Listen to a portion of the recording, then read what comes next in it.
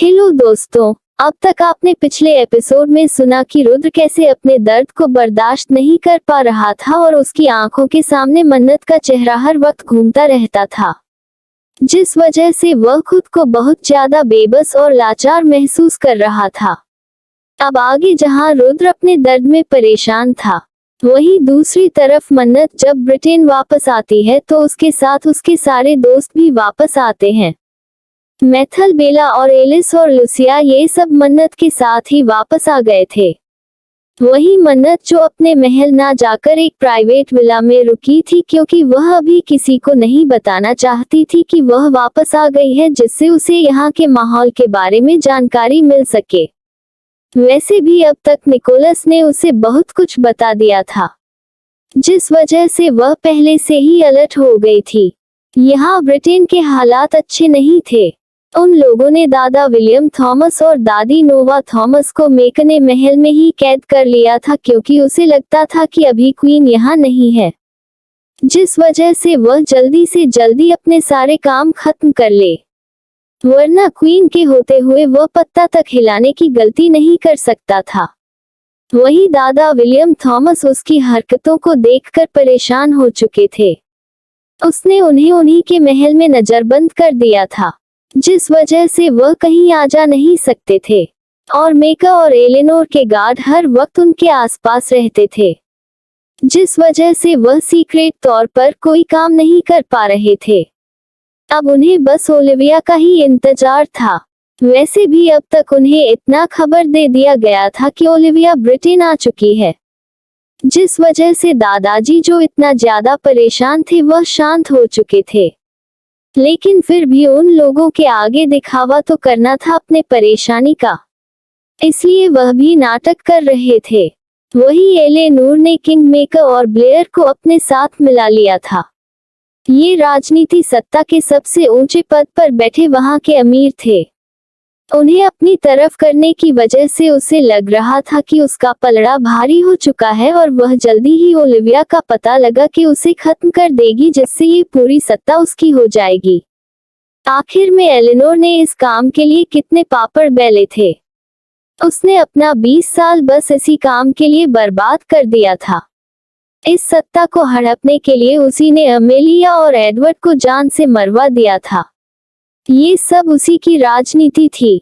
जिस बात का पता ओलिविया को चल चुका था कि उसकी मां के मौत के पीछे उसकी चाची का ही हाथ है, लेकिन उसके पास कोई सबूत नहीं था, जिस वजह से वह उनके खिलाफ कोई कार्रवाई नहीं कर पा रही थी। और जब तक पीन यहाँ रहती ये लोग खुल के अपने कारनामे किसी को नहीं दिखा सकते थे, इसलिए वह यहाँ से 2 महीनों के लिए गायब हो गई थी। उसके गायब होने का सबसे बड़ा कारण यही था। एक तो वह उन दुश्मनों से बच रही थी जो सीक्रेट तरीके से उसके पीछे पड़े थे और उसकी जान लेने की कोशिश कर रहे थे, और दूसरा उसका ये सबसे बड़ा चाल था कि उसके यहाँ ना रहने पर मेका और एलेनोर खुलकर अपने कारनामे सबके सामने लाएंगे।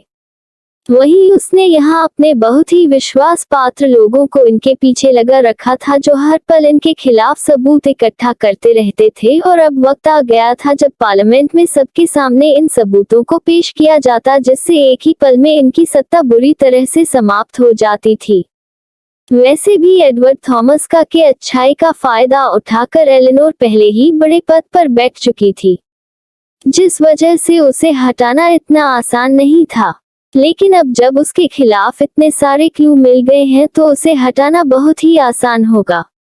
लेकिन अभी उसे छिपकर रहना पड़ेगा जब तक कि एलेनोर खुद कुछ ऐसी गलती ना कर दे जिससे उसे कड़ी से कड़ी सजा मिले। वही अब वह लोग अपने विला में बैठकर एक अच्छी सी प्लानिंग करने लगते हैं कि कैसे वह एलेनोर को अपने जाल में फंसाए। सभी लोग इस बारे में देर रात तक डिस्कस करते रहे और फिर अंत में पूरा प्लान तैयार होने के बाद वह लोग आराम से अपने कमरे में जाकर सो गए थे। अब ओलिविया के लिए एक नई सुबह आने वाली थी। कल का दिन वह सबके सामने जाने वाली थी, लेकिन ये सब आसान होने वाला नहीं था। उसने डिसाइड कर लिया था कि वह पहले इन सब के सामने ओलिविया थॉमस बनकर जाएगी, जिस वजह से ये लोग उसे देखकर बौखला जाएंगे और उस पर अटैक करने की कोशिश करेंगे, और वह सबूत उन लोगों को जेल तक पहुंचाने में काम आएगा। दूसरा दिन सुबह होते ही उसके सारे दोस्त अपने अपने काम में लग गए। मैथल लुसिया से बोलती है कि तू हर वक्त ओलिविया के साथ रहना, क्योंकि तुझे पता है उसकी घटिया चाची हमेशा उसे मारने की फिराक में रहती है। अगर तुमसे थोड़ी भी चूक हुई तो तुम सोच नहीं सकती हो वह कितने बड़े खतरे में फंस जाएगी।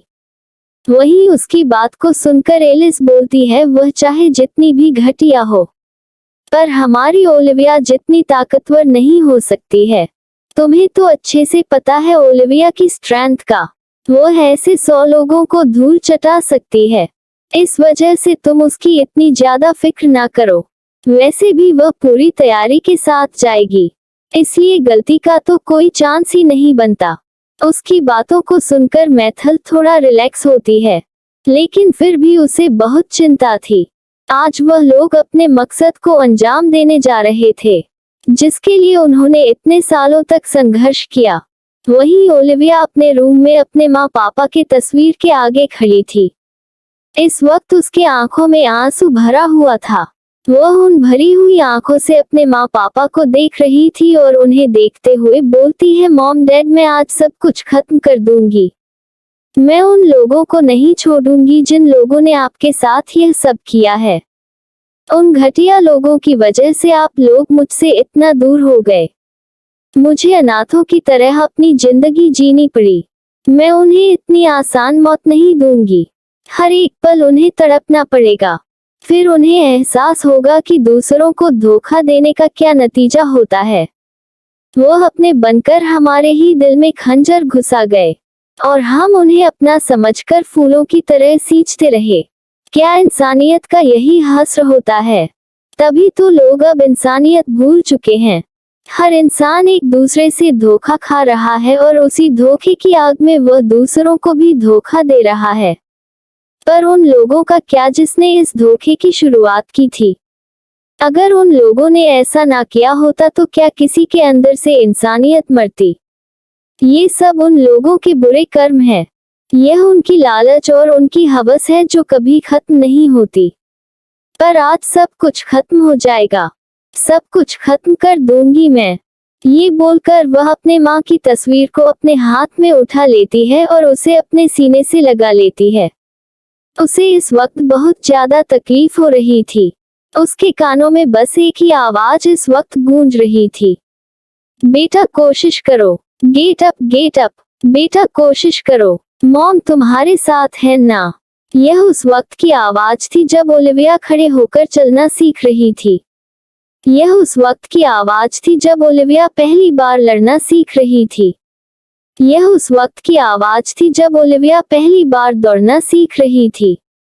ये हर उस वक्त की आवाज थी जब पहली बार ओलिविया कुछ करती थी।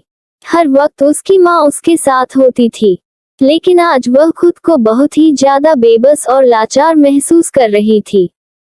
वह अपनी दर्द भरी आवाज में बोलती है, मुझे पता है मॉम, आप जहाँ कहीं भी होंगी, आप यही बोल रही होंगी कि मैं शुरुआत करूं। बस आप मेरे साथ हैं, है ना मॉम? आप मेरी आवाज को सुन रही हैं ना? ये बोलते हुए उसका गला भर आया था। थोड़ी देर इसी तरह शांति से खड़ी रहने के बाद वह उस तस्वीर को उसी जगह पर रख देती है और अपने पापा की तस्वीर को छूकर उन्हें झुककर ग्रीट करती है। फिर उसके बाद जिस अलमारी के अंदर ये तस्वीर रखी होती है उस अलमारी को बंद कर देती है। वह सोने से बनी एक छोटी सी अलमारी थी जिसके अंदर इसके मॉम डैड की तस्वीर थी जो चंदन के हार से सजाई गई थी। उसके बाद वह अपने सभी औजार को अपने कपड़े में छुपाने लगती है। इस वक्त उसने न्यू टेक्नोलॉजी की डेवलप की गई ऐसी बहुत से गैजेट अपने पास लिए थे जो उसके काम आने वाले थे। फिर वह पूरी तरह से तैयार होकर बाहर आती है, जहां मैथिली, एलिस और लुसिया उसका इंतजार कर रहे थे। वह लोग जैसे ही ओलिविया को देखते हैं तो उनके होठों पर प्यारी सी मुस्कुराहट आ जाती है। तभी मैथल बोलती है कि अब हमें चलना चाहिए, काफी देर हो रही है। उसकी बात को सुनकर ओलिविया अपना सर हाँ में हिला देती है। फिर उसके बाद वो तीनों लड़कियां उसके पीछे चलने लगती हैं। थोड़ी ही देर में उनकी गाड़ी सीधा महल के सामने आकर रुकती है। इस वक्त मैथल उनके साथ नहीं थी, लुसिया और एलिसी उसके साथ थे। वही मेथल के लिए दूसरा काम था जिसे करने वह चली गई थी। जैसे ही ओलिविया गाड़ी से उतरती है तो अपने सामने अपने घर को देखकर उसकी आंखें बस एकटक उसे निहारती रहती है। यह महल उसकी यादों का खजाना था, जहां उसकी माँ, उसके डैड और उसके दादी दादा हंसी खुशी से रहते थे। लेकिन आज ये महल इस षड्यंत्र का एक खजाना बन चुका है, जहां दिन रात भर षड्यंत्र होता है। कब कौन यहाँ किस तरह से मारा जाता है, किसी को कोई खबर नहीं होता। देखने में ये जितना ही बड़ा है, अंदर से वह उतना ही खतरनाक और रहस्यों से भरा पड़ा है। ओलिविया लंबी सांस लेती है और फिर अंदर की ओर जाने लगती है। जैसे ही कुछ गार्ड उसे देखते हैं तो वह समझ नहीं पाते कि यह कौन है, क्योंकि आज ओलिविया सबके सामने ऐसे पहली बार आ रही थी। इस वक्त भी उसके चेहरे पर मास्क था, वहीं उन लड़कियों ने भी मास्क लगा रखा था। तभी एक गार्ड सामने आकर उन्हें रोक देता है और कहता है कि आप लोग अंदर नहीं जा सकते हैं। क्या आपके पास अंदर जाने का पास है? उसकी बातों को सुनकर ओलिविया अपना हाथ दिखाकर उसे रोक देती है। फिर वह अपने पास से एक पासबुक निकालती है और उसकी तरफ आगे बढ़ा देती है। वह गार्ड जल्दी से उसे लेकर खोल कर देखता है तो देखकर एक बार के लिए दंग रह जाता है। ये कार्ड फैमिली मेंबर का था, पर उसे दूर दूर तक नहीं पता था कि ओलिविया कौन है। वह अपनी हैरानी को छिपाते हुए बोलता है, पर मैम आप इस घर की कैसी मेंबर हैं? आपको पहले कभी नहीं देखा गया है, जिस वजह से आपके अंदर जाने की पुष्टि नहीं हो पा रही है। तभी ओलिविया अपने गंभीर आवाज में बोलती है, तुम्हें जो काम कहा गया है तुम बस उतना करो। तुम्हारा काम कार्ड देखने का है तो तुमने देख लिया, अब मुझे अंदर जाने दो। वहीं उसकी बात सुनकर गार्ड को समझ नहीं आता कि वह क्या करे। अगर वह उसे अंदर जाने दिया और यह कोई खतरा हुए तो फिर उसकी जान जाने में वक्त नहीं लगेगा। आखिर में इतनी बड़ी सिक्योरिटी की सुरक्षा करने के लिए उन्हें खड़ा किया गया है, और अगर उनकी सुरक्षा भंग होती है तो ये सारा इल्जाम किसका होगा? ये सोचकर वह फिर से रिक्वेस्ट करते हुए बोलता है, मैम ये महल की सिक्योरिटी की वजह से है, आप प्लीज अपनी कोई आइडेंटिटी दिखाएं जिससे हम कंफर्म हो सके। वहीं ओलिविया उनसे बोलती है कि मैं यहाँ की राजकुमारी हूँ। इतना कहकर वह अपने जेट लॉकेट उसे दिखा देती है। जैसे ही वह गार्ड उस लॉकेट को देखता है तो उसकी आंखें बड़ी हो जाती है। आज जिंदगी में पहली बार उसने यहाँ की राजकुमारी को देखा था, वरना उसे देखने की इजाजत किसी को नहीं थी। वह हैरानी से अपना मुंह खोले बस ओलिविया को देखे जा रहा था, क्योंकि ओलिविया को आज तक कभी किसी ने नहीं देखा था और न ही किसी को पता था कि यहाँ की राजकुमारी कैसी लगती है। बस उन लोगों ने सुन रखा था कि वह बहुत ही मासूम और प्यारी है, पर ओलिविया को देखकर ऐसा तो नहीं लगता कि वह मासूम होगी। लेकिन प्यारी कहा जाए तो वह बहुत ही ज्यादा खूबसूरत और प्यारी है, जिसे अगर कोई देखे तो बस देखने का मन करे। वहीं ओलिविया बहुत ही तेजी के साथ अंदर की ओर चली जाती है। अब उस गार्ड की उसे रोकने की बिल्कुल भी हिम्मत नहीं हो रही थी, लेकिन वह अभी भी घबराया हुआ था। जैसे ही वह अंदर जाती है तो वह अपनी नजरें चारों ओर दौड़ाकर देखने लगती है, पर वहां कोई नहीं मौजूद था। बस वहां सर्वेंट ही दिखाई दे रहे थे, जिस वजह से वह एक सर्वेंट को अपने पास बुलाती है और कहती है कि यहाँ के मालिक और मालकिन का कमरा कौन सा है, उन्हें किस कमरे में रखा गया है, क्योंकि उन्हें उन लोगों को दूसरे कमरे में शिफ्ट कर दिया गया था, जिस वजह से ओलिविया को वह लोग नहीं दिखाई पड़े थे। वहीं ओलिविया की बात सुनकर वह महिला आश्चर्य से ओलिविया की ओर देखते हुए बोलती है, मैडम आपको अंदर किसने आने दिया और आप इस तरह से कैसे अंदर आ सकती हैं? वहीं वहां पर काम कर रहे लोग कोई आम लोग नहीं थे, वह बहुत ही बड़े पोजीशन पर रहने वाले और बहुत ही अमीर लोग थे। कोई ऐसा वैसा शख्स महल के अंदर नहीं रहता था। इस वजह से उसे ये देखकर आश्चर्य होता है कि यह लड़की कैसे निस्फिक्र होकर महल के अंदर आ गई है और कितने आराम से यहाँ घूम रही है। ऊपर से उनके मालिक और मालकिन का कमरा भी पूछ रही है। उसे एक पल के लिए लगता है कि शायद यह उन्हें नुकसान पहुंचाने के लिए आई होगी, इसलिए वह तुरंत ही सतर्क होते हुए अपने पास से गन निकाल लेती है और बोलती है, कौन हो तुम लोग और यहाँ ऐसे कैसे अंदर आ गए। वहीं उसे ऐसा करता देखकर लुइस का तो माथा ही ठनक जाता है। वैसे भी वह बहुत ही गुस्से वाली लड़की थी और उसे बिल्कुल भी बर्दाश्त नहीं हो रहा था कि उसने ओलिविया की ओर अपना गन पॉइंट किया है। उसका बस चलता है तो इसी वक्त वह उसका गर्दन पकड़कर मुरड़ देती और वह स्वर्ग को प्यारी कर देती उस लड़की लेडीज को। लेकिन फिर भी वह खुद को शांत कर रही थी क्योंकि वह प्लान को गड़बड़ नहीं कर सकती थी। वहीं उसकी बातों को सुनकर ओलिविया को बहुत ज्यादा गुस्सा आता है। वह गुस्से से उसकी ओर देखते हुए बोलती है, मैंने कुछ पूछा है, दादा और दादी जी कहाँ हैं? अगर तुमने एक बार भी मुझे उनका पता बताने में देर किया तो याद रखना, तुम्हें जान से मारने में मैं बिल्कुल भी संकोच नहीं करूंगी। वहीं उसे इस तरह डरता हुआ देखकर वह लोग थोड़ा घबरा जाते हैं। फिर वह लोग बारी बारी से वह सारे लोगों की ओर देखते हैं तो उन्हें उनकी नजरों से डरकर वह सर्वेंट पीछे हट जाती है। फिर उसके कानों में ओलिविया की आवाज सुनाई पड़ती है, तुमसे कुछ पूछा गया? मुझे नहीं पता था कि यहाँ के सर्वेंट को इतनी परमिशन होती है कि वह अपने मालिक के बातों को नजरअंदाज करें।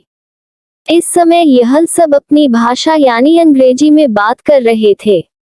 वहीं जैसे ही वह सर्वेंट ये सुनती है तो वह घबरा जाती है। वह क्या कहे उसे समझ में नहीं आ रहा था। तभी अचानक से उनके दादाजी का बटलर बाहर आता है जो दादाजी के लिए पानी लेने आ रहा था। उसकी नजर जैसे ही ओलिविया पर पड़ती है वह तुरंत ही उसे झुककर ग्रीट करता है क्योंकि इस बटलर को पता था कि यह उसकी मैडम है, क्योंकि इस बटलर को उसी ने दादाजी के पास रुकने को कहा था। अब उसे पता चल जाता है कि अब मैडम बाहर आ चुकी हैं, इसलिए अब जल्दी ही कुछ बड़ा होने वाला है। वह तुरंत ही ओलिविया को ग्रीट करके बोलता है, मैडम मेरे साथ चलिए, आप दादाजी को ढूंढ रही हैं। उसकी बातों को सुनकर ओलिविया तुरंत ही उसके पीछे जाने लगती है। वही वो दोनों लड़कियां जो उसके साथ आई थी वह भी अब उसके पीछे पीछे जाने लगती हैं। थोड़ी ही देर में वह लोग दादाजी के रूम में पहुंचते हैं। महल बहुत बड़ा था जिस वजह से उन्हें उनके रूम तक पहुंचने में वक्त लग जाता है। वही जैसे ही दादाजी अपने सामने देखते हैं तो वह बहुत ज्यादा खुश हो जाते हैं। वह खुशी से बोलते हैं, मेरा बच्चा तुम आ गई। वही अपने दादाजी की खुशी देखकर ओलिविया जल्दी से दादाजी के पास जाती है और बोलती है, हाँ दादू मैं आ गई। क्या आप ठीक हैं? क्या आपको यहाँ कोई प्रॉब्लम तो नहीं हुई? वही दादाजी ओलिविया की बातों को सुनकर थोड़ा गुस्से में आते हुए बोलते हैं कि मैं तो ठीक हूँ, पर उस घटिया इंसान ने हमारे साथ जो किया वह माफी के लायक नहीं है। वही ओलिविया भी समझ सकती थी कि दादाजी को इस समय बहुत ज्यादा गुस्सा आ रहा होगा, जिस वजह से वह दादाजी को शांत करते हुए बोलती है, शांत हो जाए, शांत हो जाए दादाजी, अब मैं आ गई हूँ ना, तो सब कुछ सही कर दूंगी। वैसे भी ये लोग बहुत ज्यादा जी चुके हैं, अब इनका अंत नजदीक आ गया है। इन लोगों ने इतने दिनों तक हमारे घर के अंदर घुसकर षड्यंत्र किया और इन लोगों की वजह से आज मेरे मॉम डैड मेरे साथ नहीं हैं। मैं इन्हें इतनी आसानी से छोड़ दूं, ये तो वह कभी सपने में भी नहीं सोच सकते हैं। ये सब बोलते वक्त उसकी आंखों में बहुत ज्यादा गुस्सा भरा हुआ था, मानो उसके सामने इस वक्त कोई आया तो वह उसे जलाकर भस्म कर देगी। वही दादाजी ओलिविया को शांत कराते हुए बोलते हैं, बच्चा शांत हो जाओ और तुम लोग जो करने आए हो पहले उसे कम करो। दादाजी की बातों को सुनकर ओलिविया को समझ में आता है कि वह यहाँ क्या करने आई थी। वह तुरंत ही दादाजी से बोलती है कि दादाजी मैं चलती हूँ, मुझे पता है इस वक्त वह मुझे कहाँ मिलेगा। वही महल के अंदर दूसरी तरफ जहाँ राज दरबार लगता था, जहाँ सारे लोग इकट्ठा होकर अपने काम को अंजाम देते थे हुए हैं, इस वक्त वहाँ मेका एक बड़े किंग साइज सोफे पर बैठा था। उसी के दूसरी साइड एलनोर बैठी थी। वही ब्लेयर और बाकी लोग उनके दूसरी साइड सोफे पर बैठे थे। ये सारे लोग आज अपना चुनाव देने वाले थे, जिसमें आज मौके का फायदा उठाकर मेक यहाँ का किंग बनने वाला था। लेकिन उसे नहीं पता था कि जल्दी ही उसका ये सपना टूटकर चूर चूर होने वाला है। वही सभी लोग अपनी जगह पर बैठकर एकटक एलेनोर को देख रहे थे। तभी एलेनोर बोलती है कि मुझे अच्छे से पता है कि आप सब बहुत ही वफादार हैं और मेरे साथ काम करना पसंद करते हैं।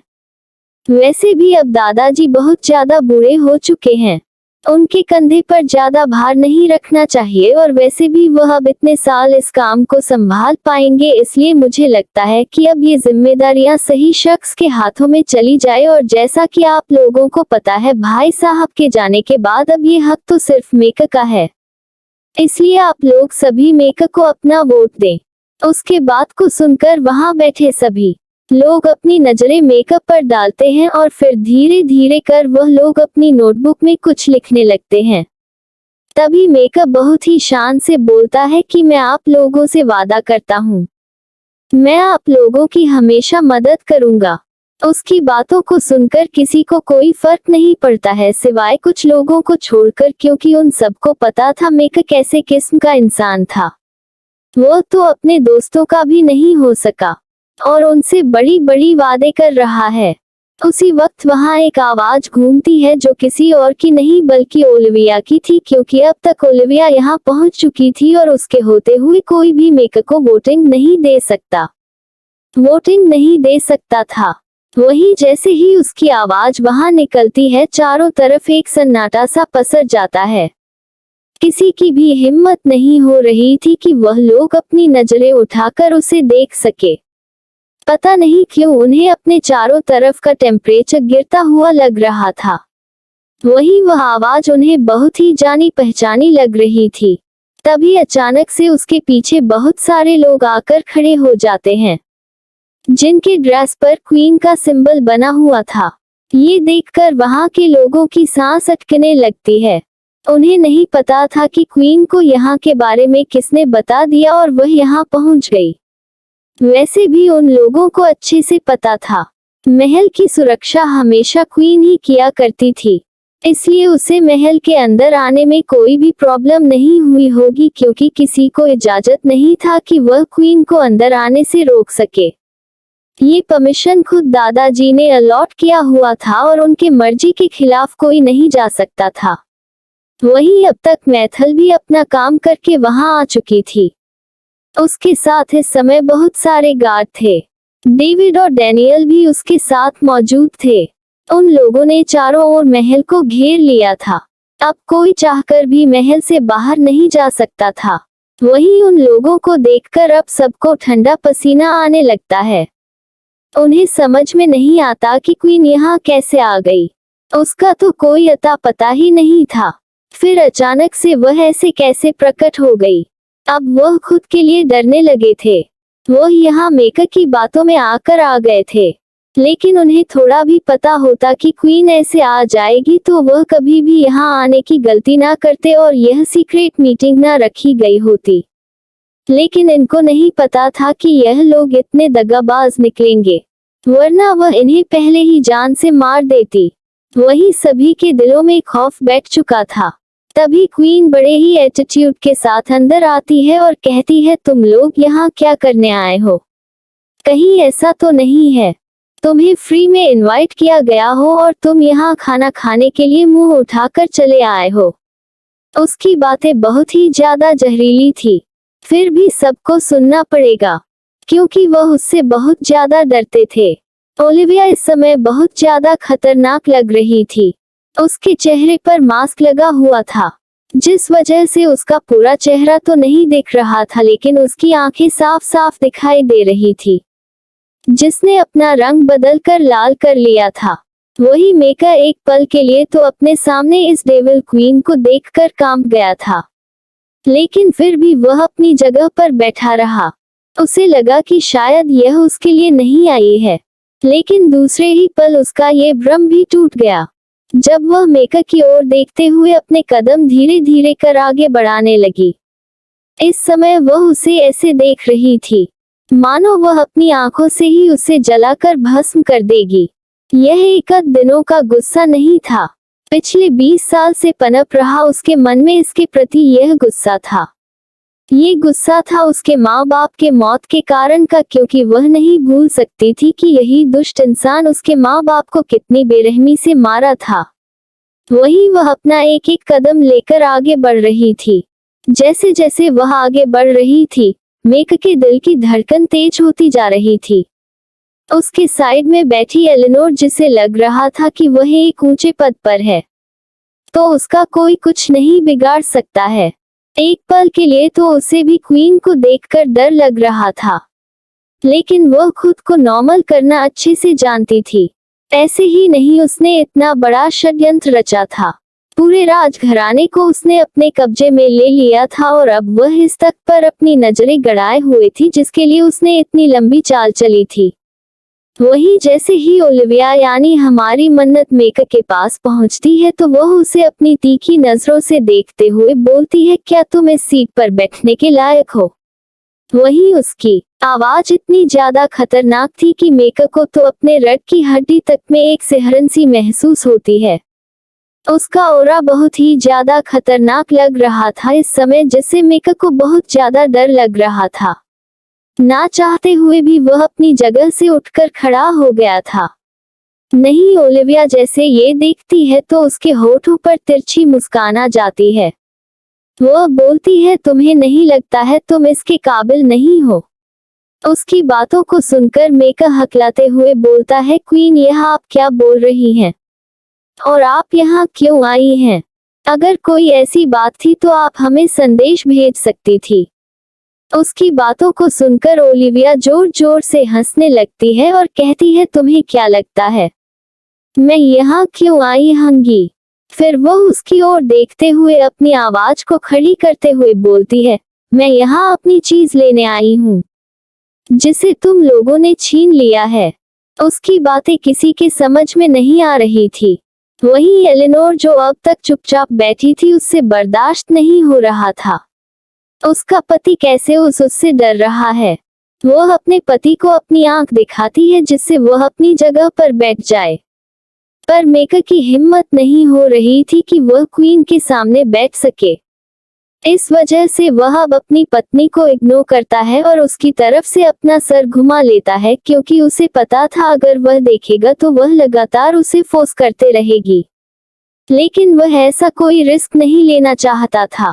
वही ओलिविया की नजरों से कुछ नहीं छिपा था, वह सब कुछ देख रही थी। तभी वह कुछ ऐसा करती है कि सबकी आंखें बड़ी हो जाती है। वह मेक को वहां से घसीटकर धक्का देती है, जिससे मेक उस सिंहासन से दूर जाकर गिरता है। उसे इस तरह से गिरते हुए देखकर एलेनोर जोर से चिल्ला उठती है।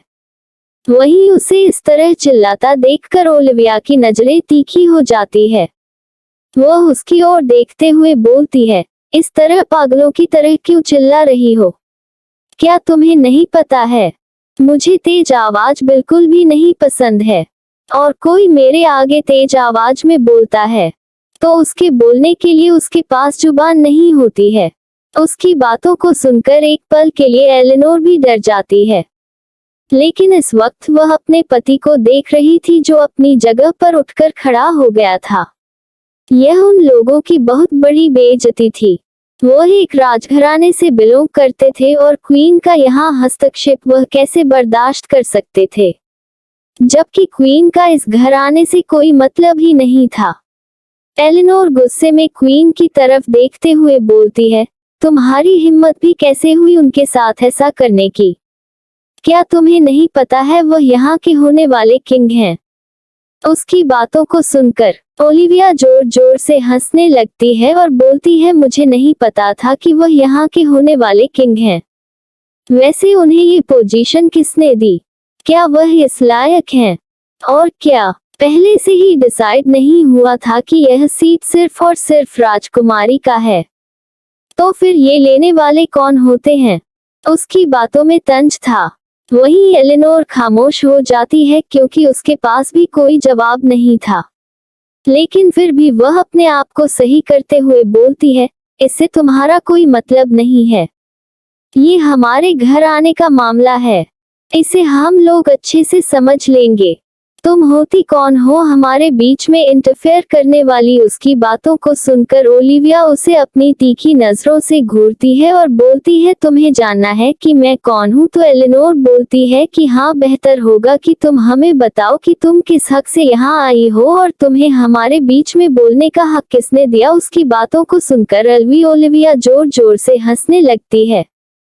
वह मन में सोच रही थी कितनी ज्यादा बेवकूफ है, वह उससे हक पूछ रही है जबकि यह सब कुछ उसका है। वह होती कौन है यहाँ आने वाली और हमसे हमारा सब कुछ छीनने वाली? लेकिन वह कुछ नहीं बोलती और धीरे धीरे अपने कदमों को बढ़ाकर वह उस राज सिंहासन पर बैठ जाती है जो वहां के किंग का था। वहीं उसे ऐसे बैठता देखकर वहां खड़े सभी लोगों की आंखें बड़ी हो जाती है। क्या इस पर अब राजघराने का कोई हक नहीं होगा? क्या अब ग्रीन इस पर राज करेगी? या ऐसे कैसे हो सकता है? पीढ़ियों से चला आ रहा है, इसमें राजघराने का ही हक होता है। पीढ़ी दर पीढ़ी यह हस्तांतरित कर दी जाती है, फिर आज कैसे यहाँ पर डेविल क्वीन बैठ सकती है? सबके मन में बहुत सारे ख्याल थे, लेकिन पूछने की हिम्मत किसी के अंदर नहीं थी। वही मेकर जब देखता है कि उसकी जगह पर वह लड़की बैठी है तो उसे बहुत ज्यादा गुस्सा आता है।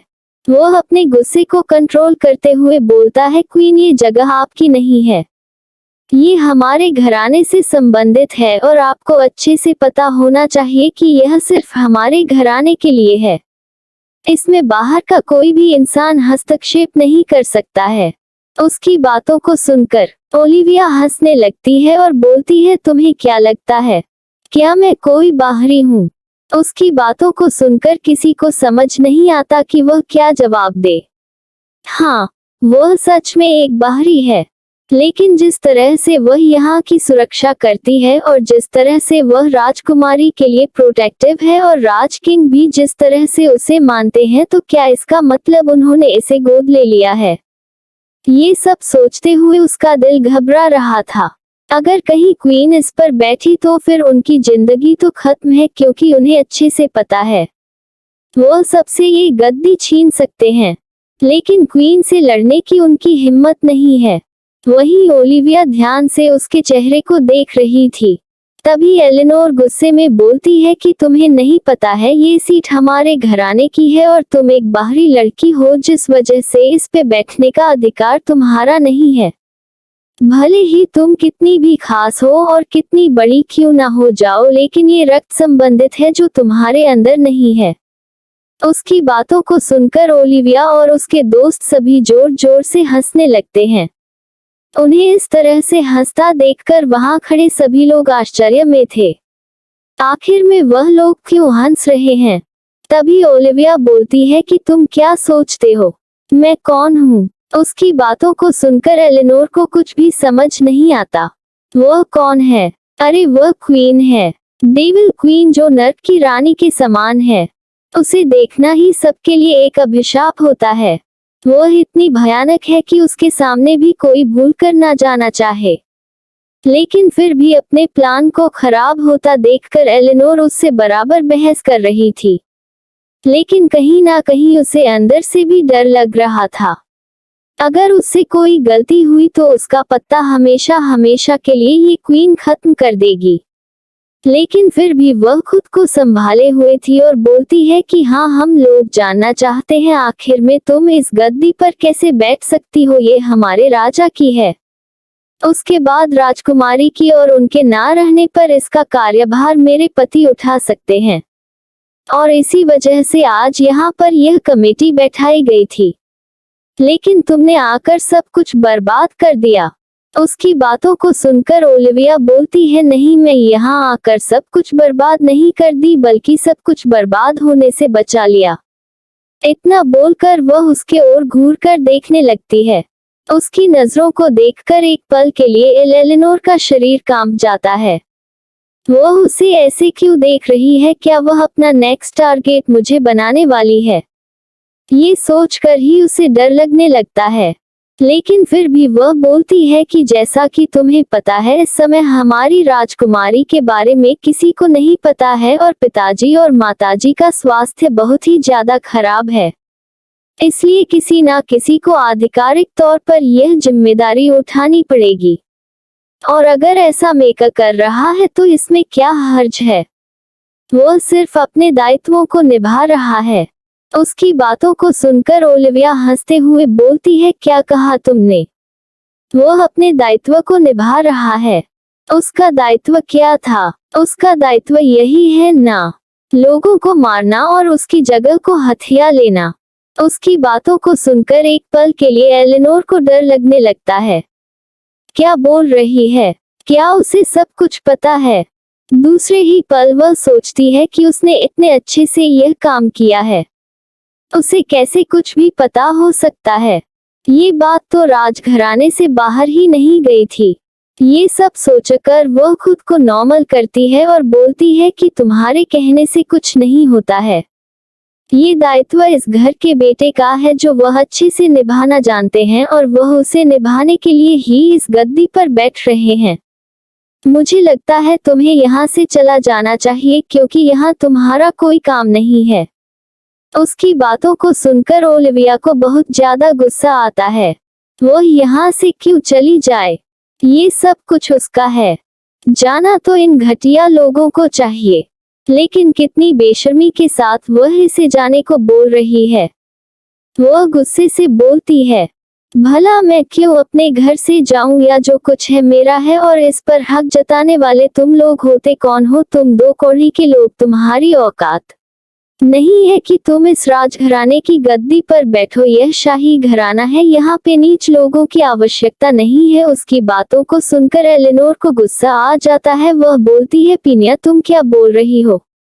तुम्हें पता भी है, कहीं तुम्हारे शब्द तुम्हें पछताने के लिए मजबूर ना कर दें। इस वक्त उसकी बातों में बहुत ज्यादा घमंड था।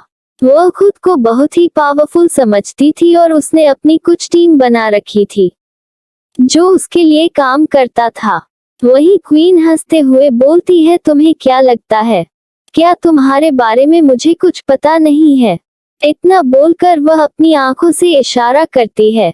उसका इशारा मेथड समझकर एक बटन प्रेस करती है। थोड़ी ही देर में वहां बहुत सारे लोग जंजीरों में बांधकर लाए जाते हैं। ये सारे लोग एलेनोर के आदमी थे जो उसके लिए सीक्रेट तरीके से काम करते थे और लोगों को उसके रास्ते से हमेशा के लिए हटा दिया करते थे, जिस वजह से उसका काम आसान हो जाता था। उसने पता नहीं कितने लोगों को यहाँ तक पहुँचने के लिए मरवाया था। महल के बहुत से ईमानदार लोगों को उसने अपने रास्ते से हटा दिया था। वह बेचारे तो खामोखा इनकी लड़ाई में फंसकर अपनी जान से हाथ धो बैठे थे। अब उनके लिए इंसाफ करना तो बनता ही था। वही अपने लोगों को ऐसे देखकर एलेनोर का की तो सांसें ही अटक जाती है। ये लोग उसकी ताकत थे। अगर यह कैद में हो गए तो फिर उसकी मदद कौन करेगा? तभी वहां एक और इंसान को घसीट कर लाया जाता है, या और कोई नहीं, इन सब का मास्टरमाइंड एलेनोर का भाई था जो एलेनोर के साथ मिलकर उसके हर काम में उसका साथ दे रहा था। और उसी ने एलेनोर के दिमाग में बुरी तरह से यह बात डाल दी थी कि इस सत्ता पर उसका अधिकार है और उसे इसे किसी तरह से छीनना है, जिस वजह से एलेनोर किसी भी हद तक जाकर इसे हासिल करने की कोशिश कर रही थी। अपने भाई को इस तरह से देखकर वह जोर से चिल्लाती है, ये तुम क्या कर रही हो? मेरे भाई को इस तरह से क्यों पकड़ रखा है? वही जैसे ही मेकर सुनता है कि यह इसका भाई है तो आश्चर्य से उसकी ओर देखने लगता है। जब इसका इतना बड़ा भाई था तो उसे आज तक क्यों नहीं पता था? क्या वह अपनी पत्नी के बारे में अच्छे से जानता है? क्या ये कोई छिपाने वाली चीज थी जो उसने आज तक उससे यह बात नहीं बताई? उसने तो कई बार पूछा था कि तुम्हारी फैमिली में कौन कौन है, पर उसने हमेशा से यही कहा कि वह अनाथ है, जिस वजह से वह तरस खाकर पहले उसे काम पर रख लिया था और धीरे धीरे एलेनोर ने उसे अपने बस में कर लिया था। तभी ओलिविया बोलती है कि क्या हुआ? अपने भाई को देखकर तुम्हें दर्द हो रहा है? लेकिन तुमने एक बार उन लोगों के बारे में नहीं सोचा जिसे अपने भाई के साथ मिलकर तुमने इस दुनिया से मिटा दिया। उनकी क्या गलती थी? वो तो बस अपने फर्ज के प्रति ईमानदार थे। लेकिन तुमने क्या किया? अपने भाई के साथ उन सभी लोगों को मार दिया। मेक को इस सब के बारे में नहीं पता था। वो तो बस इतना जानता था कि जब एलिनोर को कोई प्रॉब्लम होती थी तो वह उनसे जाकर बात करती थी और उन्हें पैसे देकर यहाँ से हमेशा हमेशा के लिए दूर भेज देती थी। हमेशा ही एलिनोर ने मेक को यही बताया था। लेकिन आज हकीकत सुनकर उसके तो होश ही उड़ गए थे। वह अपनी पत्नी के इस सच को कैसे नहीं जान सका और शाही घराने से था। उसके पास बहुत पावर थी, फिर भी उसने कभी भी अपनी पत्नी के ऊपर शक नहीं किया।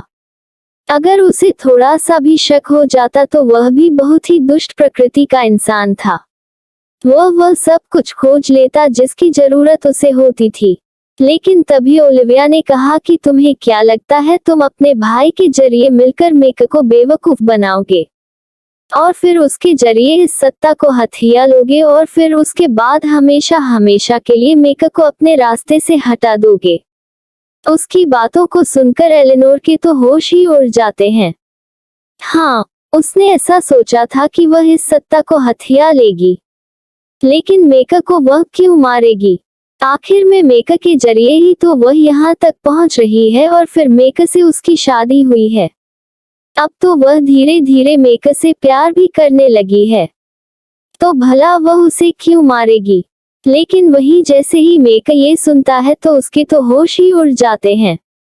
यानी वह खुद षड्यंत्र नहीं कर रहा था, बल्कि वह तो खुद षड्यंत्र का एक जरिया था। उसके साथ तो खेला जा रहा था। वह बेवकूफों की तरह उनके चाल का मोहरा था।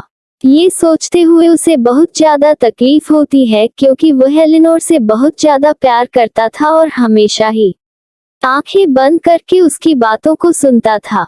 आज उसकी हकीकत जानकर उसका दिल बुरी तरह से टूट गया था। वह कभी अब एलिनोर पर विश्वास नहीं कर पाएगा। वही एलिनोर जैसे ही मेक की ओर देखती है तो वह घबरा जाती है।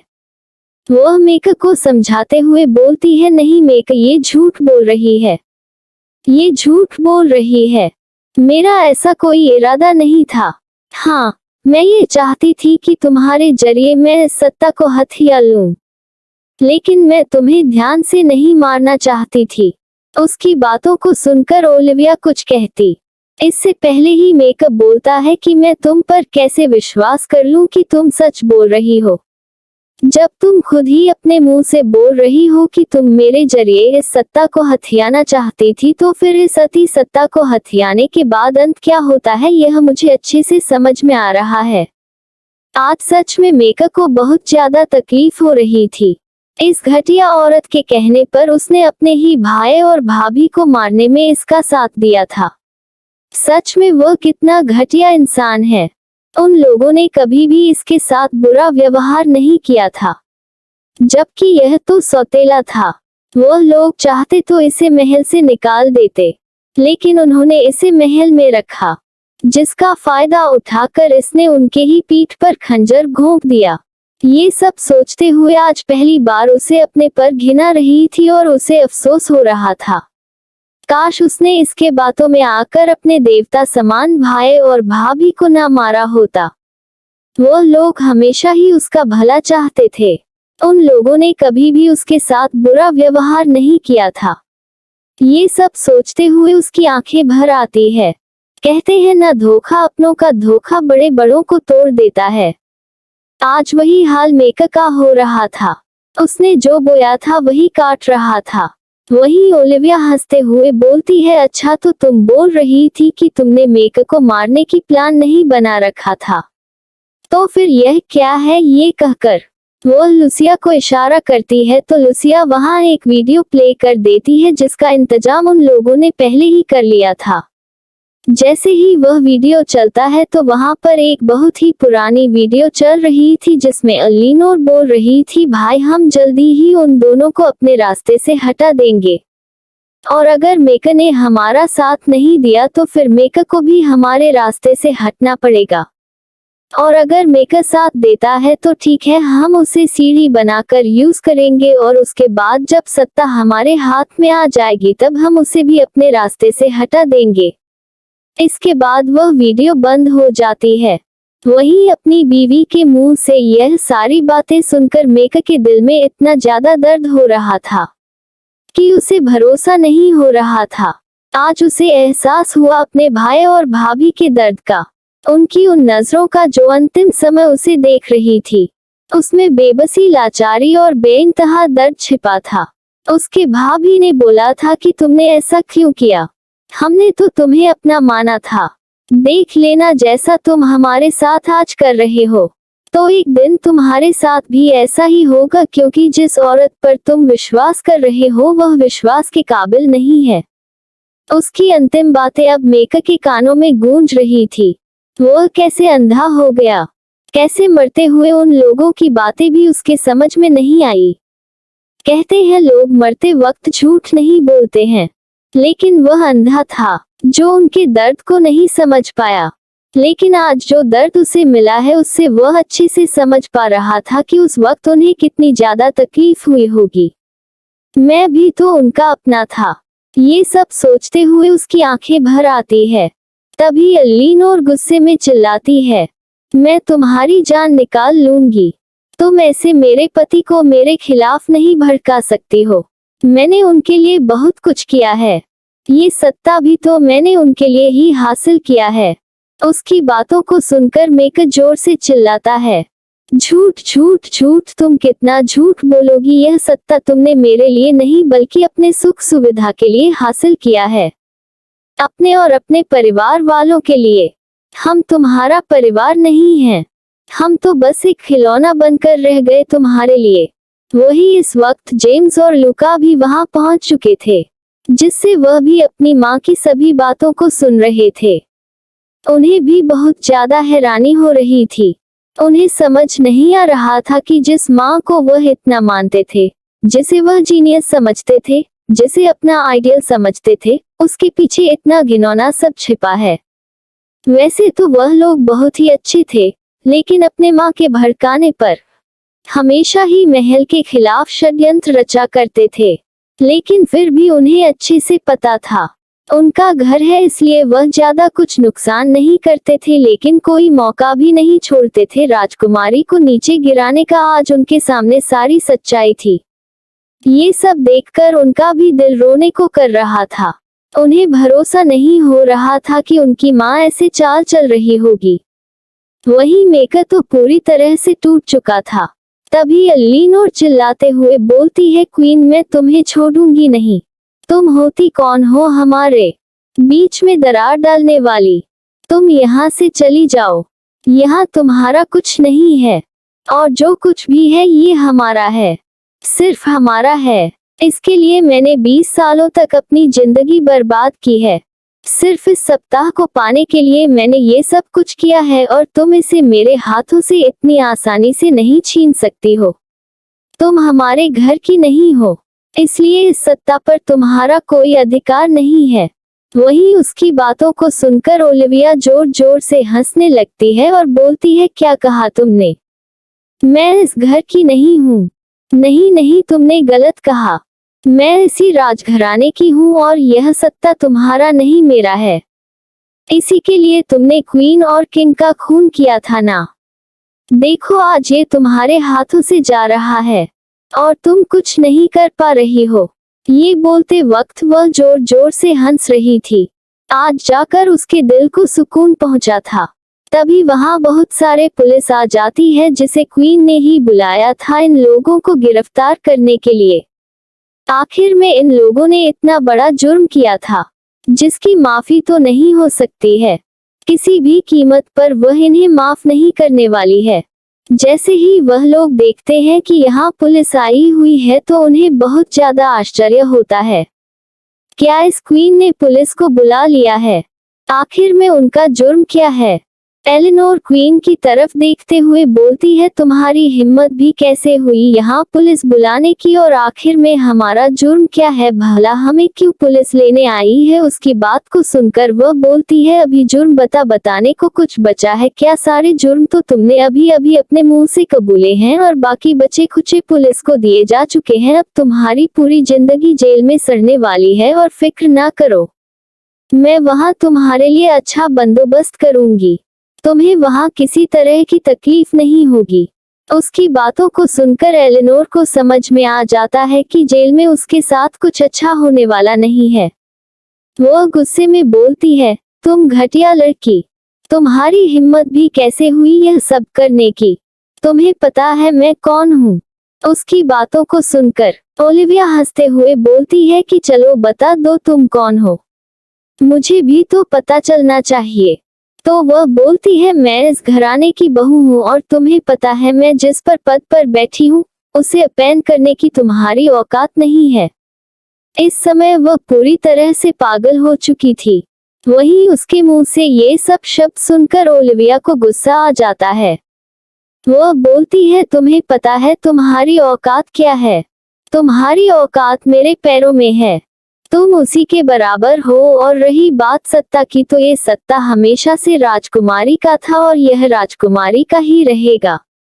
और आज के बाद आप सभी लोग सुन लो, ये गद्दी मेरी है, इसे कभी कोई मुझसे नहीं छीन सकता है। उसकी बातों को सुनकर एलिनोर का सब्र जवाब दे जाता है। वह गुस्से से चिल्लाते हुए बोलती है, तुम होती कौन हो इसे अपना कहने वाली? यह सिर्फ राजघराने की है और राजघराने के लोग ही इसे अपना बोल सकते हैं। तुम बाहरी लड़की इस पर अपना कोई अधिकार नहीं जमा सकती हो। तो उसकी बातों को सुनकर बीन जोर जोर से हंसने लगती है और बोलती है, हाँ इस पे बाहरी कोई अपना अधिकार नहीं जमा सकता है, पर यहाँ की राजकुमारी तो इस पर अधिकार जमा सकती है। इतना कहकर वह अपने चेहरे से मास्क हटा देती है। तो उसके पीछे इतना खूबसूरत चेहरा होता है जिसे देखकर वहां खड़े सारे लोग जो बस खामोशी से तमाशा देख रहे थे, वह आश्चर्य से देखने लगते हैं। तभी उसमें से एक सीनियर व्यक्ति वह बोलता है, अरे ये तो राजकुमारी है, क्योंकि उसने कानूनी कागजातों को बनाने के लिए कई बार राजकुमारी से मुलाकात की थी। जैसे ही उसके मुंह से यह शब्द निकलता है, सभी आश्चर्य से उसकी ओर देखने लगते हैं। उसके कहने का क्या मतलब है? वहीं एलिनोर घबराते हुए बोलती है, यार आप क्या बोल रहे हैं? आपके कहने का क्या मतलब है? तो वह मुस्कुराते हुए बोलता है, ये हमारी राजकुमारी हैं। क्या आप लोगों ने इन्हें नहीं पहचाना? ताज्जुब होती है, आप अपने घर के ही बच्चों को नहीं पहचान रहे हैं, फिर आप कैसे कह सकते हैं कि आप इस घर के सदस्य हैं? अब बाकी के लोग भी जब जान जाते हैं कि क्वीन ही उसकी राजकुमारी है, तो वह लोग जल्दी से अपना पर्दा बदलते हैं, क्योंकि हकीकत तो यही है, ये सत्ता क्वीन का है और यह सत्ता राजकुमारी का है। और जब राजकुमारी ही क्वीन है तो फिर दुनिया की कोई ताकत अब उन्हें यहाँ से हटा नहीं सकती है। और वैसे भी क्वीन के आगे किसी की बोलने की कोई हिम्मत ही नहीं है, तो फिर ये लोग क्या हैं? और जब क्वीन ही उनकी राजकुमारी है तो उन्हें इससे कोई परहेज नहीं था। ये तो उनके लिए बहुत ही बढ़िया था। उनकी सुरक्षा ऐसे हाथों में रहेगी जिसे कोई भी नुकसान पहुंचाने की कोशिश नहीं कर सकता है। वह सभी लोग तुरंत ही झुककर क्वीन को ग्रीट करते हैं और उसकी जय बोलते हैं। ये सब देखकर एलिनोर पूरी तरह से पागल हो जाती है। उसने इस सत्ता को पाने के लिए 20 सालों तक मेहनत की और आज जब अंतिम दिन ये सत्ता उसके हाथ में लगने वाली थी तो सब कुछ बर्बाद हो गया। वह गुस्से से चिल्लाते हुए अपने पॉकेट से एक गन निकालती है जो हमेशा वह अपने पास रखती है, और ओलिविया को शूट करने के लिए जैसे ही उसकी ओर करती है तब तक में एक साथ कई गोलियां आकर उसके सीने को छल्ली कर देती है, क्योंकि उन लोगों को पहले से ही अंदाजा था कि यह ऐसा ही कुछ करने वाली है, जिस वजह से ओलिविया के सारे दोस्तों की आंखें गिद्ध की तरह उस पर गड़ी हुई थी। वह जानते थे कि यह एक घटिया औरत है और यह किसी भी हद तक जा सकती है, और जैसे ही वह देखते हैं कि वह अपनी जेब से कुछ निकाल रही है, उन्हें तुरंत ही अंदेशा हो जाता है और वह तुरंत ही अलर्ट हो जाते हैं। इससे पहले कि वह अपने हाथों को उठाकर तेजी से उधर घुमा भी पाती और ओलिविया को शूट भी कर पाती। इससे पहले ही वह लोग उस पर फायरिंग कर देते हैं। ये सब पुलिस के सामने होता है, जिसे देखकर एक पल के लिए तो वह लोग भी हैरान हो जाते हैं। उनकी आंखों के सामने ही वह राजकुमारी को शूट करने वाली थी। ये बहुत बड़ा बवाल हो जाता। अगर राजकुमारी को एक भी गोली लग जाती तो वह तुरंत ही अपनी पोजीशन में आते हैं और चारों तरफ से उसे घेर लेते हैं। वहीं बाकी के पुलिस वाले मेका और उसके दोनों बच्चों को भी घेर लेते हैं। वहीं मेका अपनी आंखों से सब कुछ देख रहा था, लेकिन उसे उसके मरने का कोई पछतावा नहीं था, क्योंकि उसे अब समझ में आ गया था वह एक घटिया औरत थी जिसने उसके पूरे परिवार को बर्बाद कर दिया, एक राजघराने को जो दुनिया में सबसे बड़ा होता है और जिसकी काबुलियत के चर्चे पूरी दुनिया में होते हैं, जो अपनी बुद्धिमत्ता के बल पर पूरी दुनिया को चलाता है। आज वह एक औरत से ठग गया था, जिस वजह से उसे खुद पर शर्मिंदगी आ रही थी। उसने अपने परिवार का नाम डूबा दिया था। आखिर में आज वह खुद ही सोचता है कि सच कहते हैं राजघराने का खून राजघराने का ही होता है और उसकी रगों में तो पता नहीं किस घटिया इंसान का खून बह रहा है, जिसे राजघराने में लाकर उनके सर थोप दिया गया था। आज सच में उसे खुद की जान लेने की चाह हो रही थी। अगर उसके पास इस वक्त गन होता तो वह खुद को ही शूट कर लेता। वहीं उसके दोनों बच्चे, वह बस अफसोस से अपनी मां को देख रहे थे। जेम्स और लूका ने साफ साफ देखा था कैसे उसकी मां राजकुमारी को शूट करने वाली थी। ये बहुत ही गलत था। वह लोग इस काम में कभी भी अपनी मां का साथ नहीं देने वाले थे, लेकिन ठीक ही हुआ जो उसकी मां को शूट कर दिया गया, वरना वह पता नहीं कौन सा अनर्थ करती। वहीं उनकी नजर ओलिविया पर पड़ती है, एक बहुत ही खूबसूरत सी लड़की जो बिल्कुल परी की तरह दिख रही थी। उसकी आंखें बिल्कुल नीली थी। उसे देखते हुए उन दोनों के दिल में ठंडक उतर रही थी। भले ही वह उसे कभी अपना भाई ना माने, लेकिन वह लोग उसे हमेशा ही अपनी बहन मानेंगे। वह लोग अब भी खामोश थे। उन लोगों ने अपने मुंह से अभी भी कुछ नहीं निकाला था, क्योंकि उन्हें अच्छे से पता था उनके कहने से अब कोई फर्क पड़ने वाला नहीं है, क्योंकि जो कुछ भी उसके माँ बाप ने किया है वह एक बहुत ही बड़ा जुर्म है, जिसकी सजा तो उन्हें मिलेगी, और उन लोगों ने भी उसमें उनका बराबर साथ दिया था। इस वजह से वह बिल्कुल ही खामोश थे। उनके पास बोलने को कोई शब्द नहीं था। थोड़ी ही देर में पुलिस उन सबको ले जाने लगती है। तब मेका ओलिविया की ओर मुड़ता है और अपनी जगह पर घुटनों के बल बैठ जाता है और हाथ जोड़कर बोलता है, मुझे माफ कर देना, मुझे माफ कर देना राजकुमारी। मैंने बहुत बड़ा अपराध किया है। मैं इस लायक नहीं हूँ कि मैं तुमसे माफी भी मांग सकूं। मैंने तुमसे तुम्हारा सब कुछ छीन लिया है। उसकी सजा मुझे मौत मिलनी चाहिए, क्योंकि मैं अपने उन गुनाहों को करने के बाद अब जिंदा नहीं रह पाऊंगा। हर पल मुझे ये दर्द सताता रहेगा कि मैंने अपनों के साथ ही कैसा धोखा किया था। आज मुझे समझ में आ रहा है कि जब अपने धोखा करते हैं तो कितनी तकलीफ होती है। ये बोलते वक्त उसके आंखों में आंसू था। आज सच में उसे बहुत ज्यादा पछतावा हो रहा था। आखिर में वह उनका परिवार था और उसने अपने हाथों से अपना पूरा परिवार बर्बाद कर दिया था। वहीं ओलिविया बोलती है कि फिक्र ना करो, तुम्हें मौत की सजा तो जरूर मिलेगी, क्योंकि तुम और आस्तीन में छुपे सांप थे जिसने हमारा पूरा परिवार बर्बाद कर दिया। इस राजघराने का अंत करने वाले थे। हमारी परंपरा, हमारे परिवार, हमारा सब कुछ खत्म होने वाला था। लेकिन अब फिक्र ना करो, मैं ऐसा कुछ नहीं होने दूंगी। मैं अपने इस परिवार को हमेशा सुरक्षित रखूंगी। वह पुलिस वालों को इशारा करती है। वहीं वह पुलिस वाले उसे अपने साथ ले जाते हैं। वह इस समय एलिनोर को मरने नहीं देना चाहती थी। वह बहुत ही कड़ी जान थी। अभी भी उसकी सांसें चल रही थी। उसने तुरंत ही अपने लोगों को ऑर्डर दिया कि इसे ले जाओ और चाहे जितना ट्रीटमेंट करना हो, चाहे जैसे करना हो, पर इसे जिंदा जरूर बचा कर रखना। वह उसे इतनी आसानी से मरने नहीं दे सकती थी। इतनी आसान मौत उसने उसके लिए नहीं सोचा है। आखिर में उसने उनसे 20 सालों तक तड़पाया है। उसकी सजा इतनी कम नहीं होनी चाहिए। उसने अपने चाचा के लिए भी अच्छी सजा ढूंढ रखी थी। हर रोज उसे महल में जानवरों की तरह का, हर रोज उसे जेल में जानवरों की तरह काम करवाया जाने वाला था, और उस पे भी खाने के लिए बस एक वक्त का खाना और तरह तरह से टॉर्चर करना, यही उसकी जिंदगी होगी। और उसने उन दोनों लड़कों के लिए सभी सुख सुविधा छीन ली थी और उन्हें पूरे 10 सालों तक जेल में डालने का फरमान जारी कर दिया था, क्योंकि उन्होंने बहुत ज्यादा गलतियां की थी और अपने कीमती वक्त को उन्होंने संजोकर नहीं रखा था। जिस वक्त पर उन्हें कुछ करना चाहिए, कामयाब होना चाहिए, उस वक्त वह षड्यंत्र रच रहे थे। तो अब ये बेशकीमती पल उनसे छीन लिए गए थे। फिलहाल उन्हें खाने पीने की उसने कोई तकलीफ नहीं रखी थी, लेकिन उतना ही दिया था जितना एक साधारण से इंसान के जीवन में होना चाहिए। यहाँ सब कुछ खत्म करने के बाद वह तुरंत ही अपने दादा दादी के पास जाती है। वहीं उसके दादा दादी उसे देखकर बहुत ज्यादा खुश हो जाते हैं। दादाजी उससे बोलते हैं, सब कुछ खत्म हो गया? तो वह मुस्कुराते हुए बोलती है, हाँ, सब कुछ खत्म हो गया। अब सब कुछ ऐसे ही चलेगा जैसे पहले से चलता आ रहा था।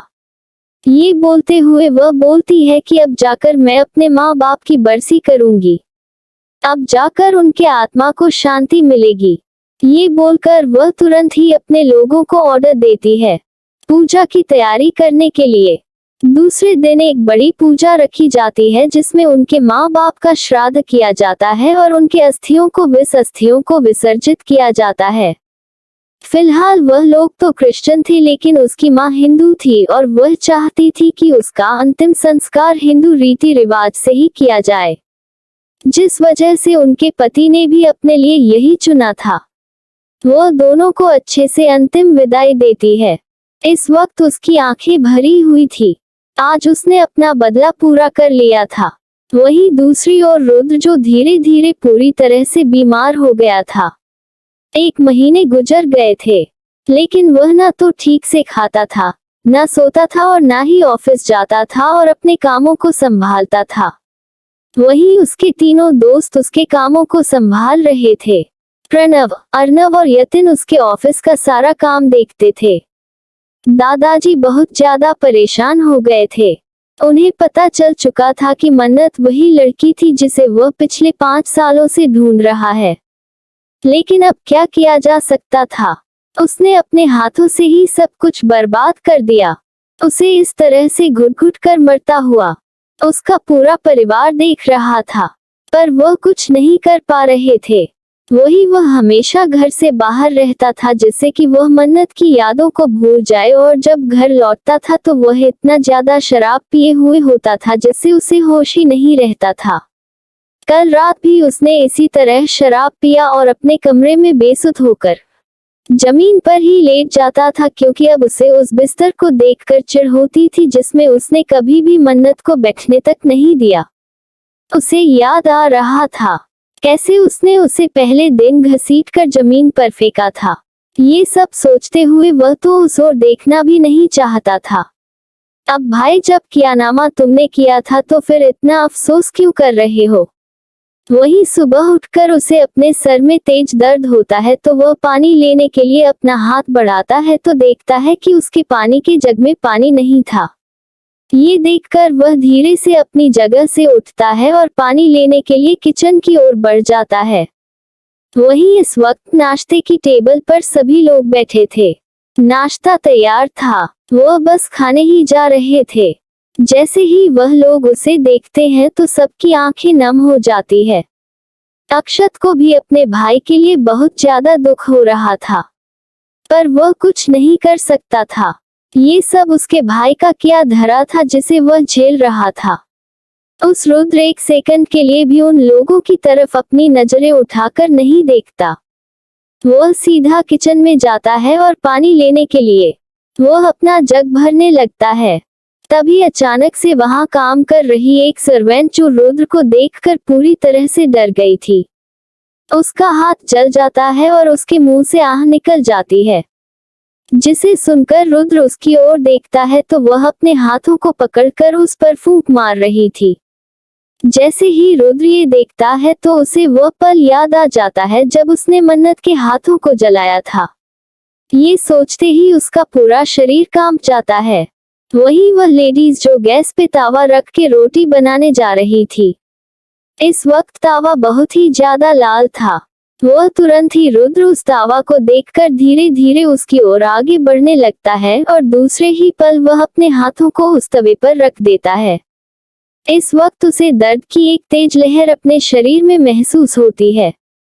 ये दर्द इतना ज्यादा था कि बर्दाश्त करने के लायक नहीं था, लेकिन फिर भी वह अपने हाथ नहीं उठाता है, जिससे उसके हाथों की चमड़ियां जलने लगती है और उसमें से धुआं निकलने लगता है। इस वक्त उसके आंखों के सामने बस वही नजारा घूम रहा था जब उसने जबरदस्ती मन्नत के हाथों को जलाया था और इसी तरह से उसके हाथों से धुआं तक निकल गया था, जिसकी गंध उसके नाकों तक भी गई थी। पर वह इस तरह से पागल हो गया था कि उसे उसका दर्द नहीं दिखाई दे रहा था और इस बेइंतहा दर्द की वजह से वह दर्द की वजह से जमीन पर गिर गई थी और छटपटाने लगी थी। लेकिन उसकी आंखों से वह भी नहीं दिखाई दिया था और उसे इसी तरह तड़पता हुआ छोड़कर वह चला गया था। ये सब सोचते हुए उसका कलेजा फटा जा रहा था। वही सर्वेंट जो ये सब देखती है, उसके मुंह से चीख निकल जाती है। उसकी चीख सुनकर सभी लोग भागकर किचन में आते हैं तो देखते हैं कि रुद्र क्या पागलपन कर रहा है। अक्षत भागकर जाता है और रुद्र के हाथों को वहां से हटाता है। रुद्र का हाथ बहुत ही बुरी तरह से जल गया था। उसमें बड़े बड़े फफोले पड़ गए थे और उनकी चमड़ियां फटकर बाहर निकल गई थी, जिससे अंदर का लाल खून से भरा भाग दिखाई दे रहा था। ये दृश्य देखने में बहुत ही भयानक था। दूसरे ही पल अक्षत को भी याद आता है कि मन्नत का हाथ भी इसी तरह से जला हुआ था। वह समझ जाता है कि किचन में आने पर उसके भाई को शायद वह पल याद आया हो और वह इस दर्द को खुद ही महसूस करना चाह रहा हो। ये सब सोचते हुए वह अफसोस से रुद्र की ओर देखता है, जिसके आंखों में आंसू थे, लेकिन चेहरे पर कोई भाव नहीं था। वह एकटक अब भी उस तवे को देख रहा था जिसमें उसके हाथों की चमड़ियां छपटी हुई थी और उसमें से धुआं निकल रहा था। वह धीरे धीरे कर उसमें जल रहा था। उसकी बदबू चारों तरफ फैली हुई थी। तुरंत ही सब लोग रुद्र को लेकर बाहर आते हैं। वहीं कार्तिक जल्दी से डॉक्टर को फोन करता है। थोड़ी देर में डॉक्टर आकर उसका हाथ देखते हैं तो देखकर वह भी हैरान हो जाते हैं। इतनी बुरी तरह से वह कैसे जल गया?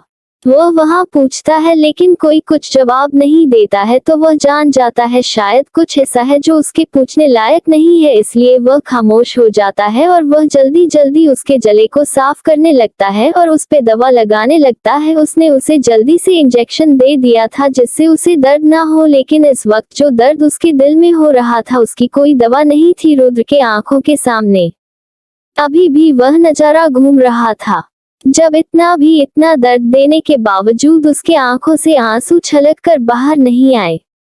उसका दिल तड़पते हुए अपने आप ही बोल उठता है कि क्यों तुम्हारे आंखों से आंसू बाहर नहीं आते थे? क्यों तुम ऐसा करती थी? क्यों तुम्हारे अब वहां आंखें मुझे हर पल जिंदा नहीं रहने दे रहे हैं, मेरी सांसों को रोक रहे हैं?